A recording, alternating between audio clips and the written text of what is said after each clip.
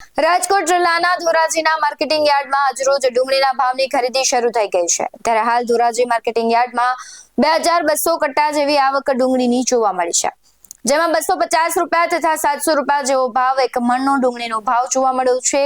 ખેડૂતોમાં ડુંગળીના ભાવને લઈને ખેડૂતોમાં મિશ્ર પ્રતિસાદ જોવા મળ્યો છે, કારણ કે કમોસમી વરસાદને લઈને ડુંગળીમાં ઉતારો ઓછો જોવા મળ્યો છે અને જે ડુંગળી ઓછો ઉતારને લઈને ડુંગળીમાં ભાવમાં જોઈએ એટલો ભાવ નથી મળ્યો તેવું ખેડૂતોએ જણાવ્યું છે। હાલ ધોરાજી માર્કેટિંગ યાર્ડમાં 250 થી 700 રૂપિયા સુધીનો ભાવ ડુંગળીનો મળી રહ્યો છે।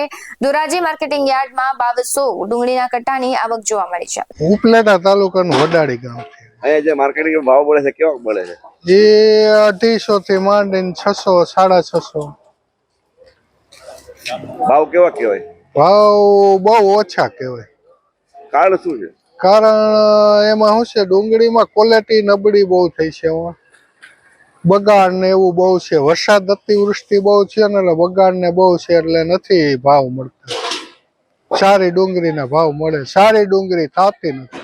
વર્ષ કરતા ભાવ સારા છે પણ માલ નથી, ઉત્પાદન નથી। 30 થી 40 પણ વીઘે ડુંગળી નીકળે છે ખાલી સારી। વરસાદના હિસાબે ખૂબ જ માલ ખરાબ થઈ ગયો છે અને મજૂરી પણ ખૂબ જ ઊંચી છે। 600 700 રૂપિયા આખા દિવસની મજૂરી ચૂકવી છે અમે।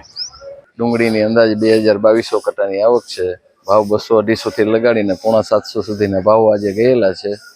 સારી ક્વોલિટીના ભાવ સારા થાય છે, નબળી ક્વોલિટીના ભાવ નબળા થાય છે। સારી ક્વોલિટી બહુ ઓછી આવે છે એટલે ભાવ થોડાક ઓછા જાય છે, બાકી સારી ક્વોલિટી જેમ જેમ આવતી જશે એમ ભાવ સારા થતા જશે।